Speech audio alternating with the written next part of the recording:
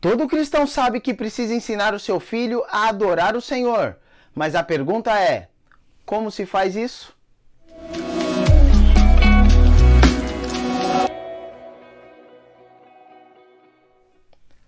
A lição de escola sabatina de hoje, com o título Que os transmitissem aos seus filhos, vem tentando responder essa pergunta tão difícil de como ensinar os filhos a adorar ao Senhor.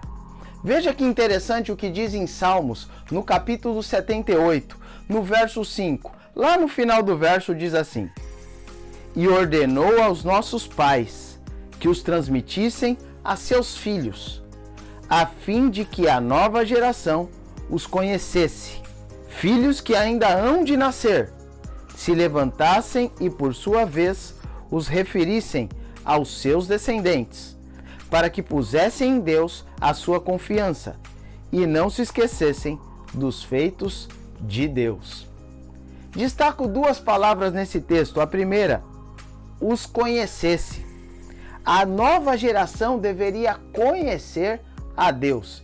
E o interessante é, como se conhece alguém? Como?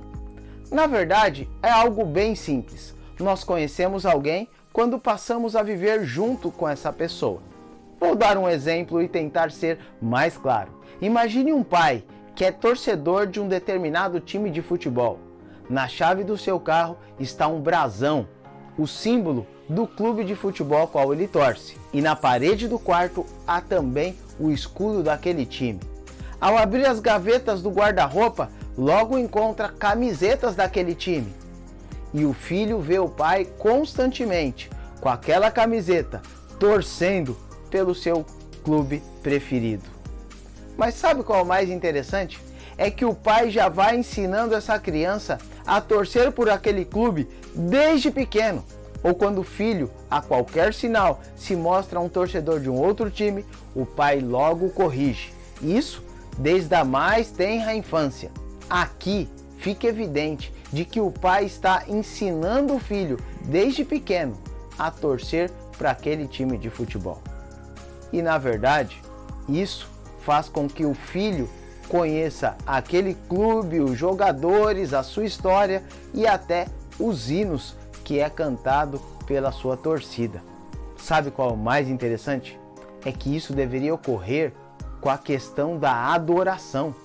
O pai, desde a mais tenra idade, deveria ensinar o seu filho a não torcer por um clube de futebol, mas a adorar o Senhor.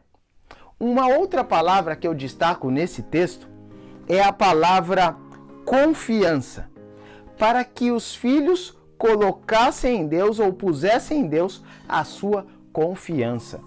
Confiança só é adquirida através da convivência, ou seja, viver junto de quem adora é a solução para o problema.